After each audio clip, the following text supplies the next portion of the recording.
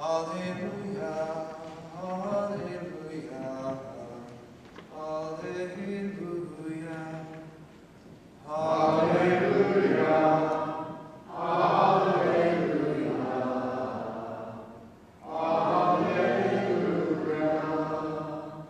The Lord be with you.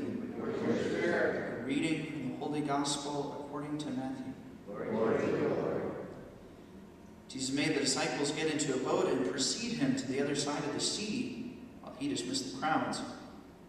After doing so, he went up on the mountain by himself to pray. When it was evening, he was there alone.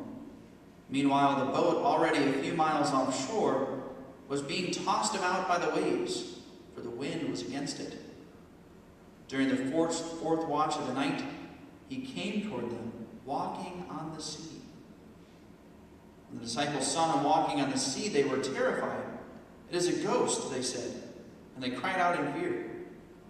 At once Jesus spoke to them. "Take courage, it is I. Do not be afraid." Peter said to him in reply, "Lord, if it is you, command me to come to you on the water." He said, "Come." Peter got out of the boat and began to walk on the water toward Jesus. But when he saw how strong the wind was, he became frightened. And beginning to sink, he cried out, "Lord, save me." Immediately Jesus stretched out his hand and caught him, and said to him, "O you of little faith, why did you doubt?"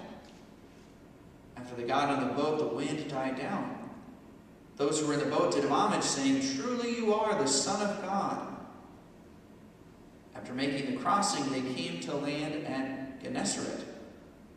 When the men of that place recognized him, they sent word to all the surrounding country. People brought to him all those who were sick, and begged him that they might touch only the tassel on his cloak. And as many as touched it were healed. The Gospel of the Lord. Praise to you, Lord Jesus Christ. Today in the book of Numbers, we get one of the most famous lines from the Pentateuch. As I've mentioned before, many modern scholars, they question the authorship of the first 5 books of the Bible. The entire Jewish and Christian tradition says that Moses was the writer of the first 5 books of the Pentateuch. And many modern scholars, they question this. And one of the things they point to is one of the verses in this reading today from the book of Numbers. It says, "And Moses was by far the meekest man on the face of the earth." A great line from Moses, right? Someday when I write my autobiography, right? Father Bauer was the meekest man. I probably will say he was like the most handsome man in Montgomery County, right? You guys know him, but anyway. And this is the line that Moses says here in the book of Numbers. There's an easy explanation for this.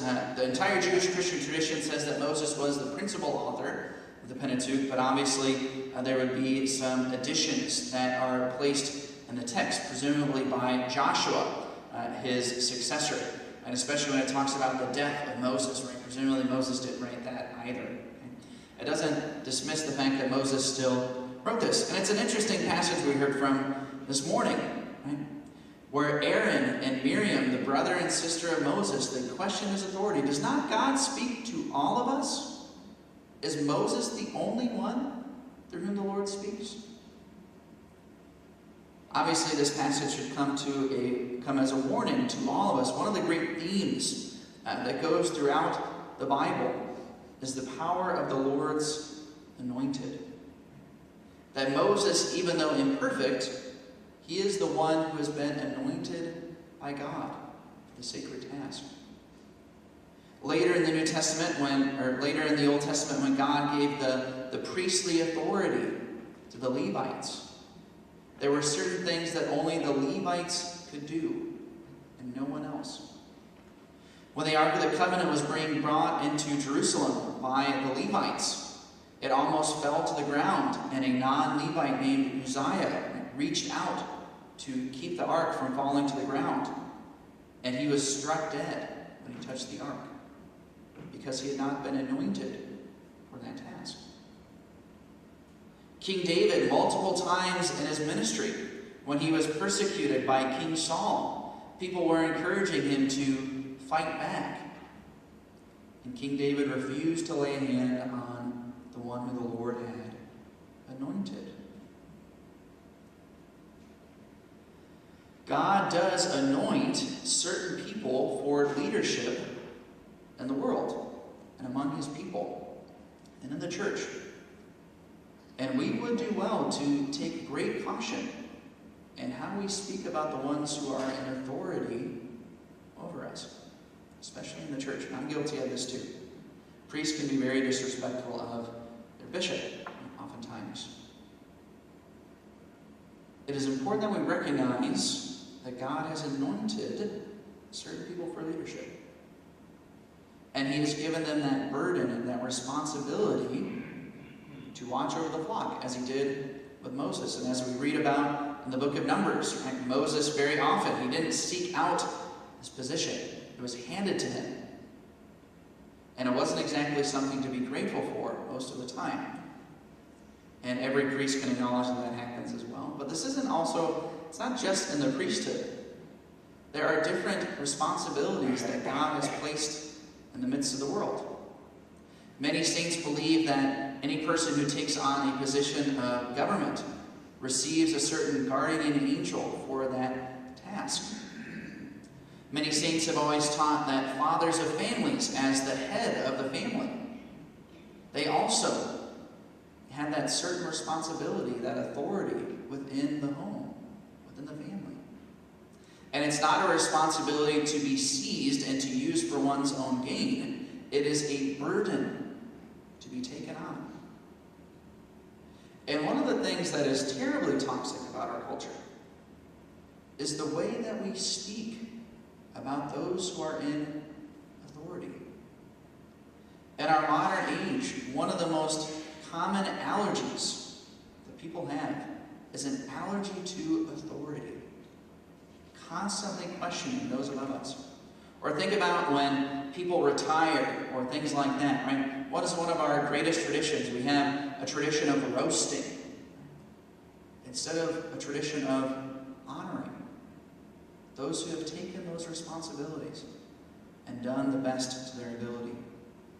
We would do well in our culture to have a greater appreciation for those in authority. And I think one of the most subtle tasks of the evil one in our age is the destruction of the respect for authority. You can see it in many modern philosophers. You can see it in many modern ideologies, most principal of which is Marxism or wokeism, whatever you want to call it.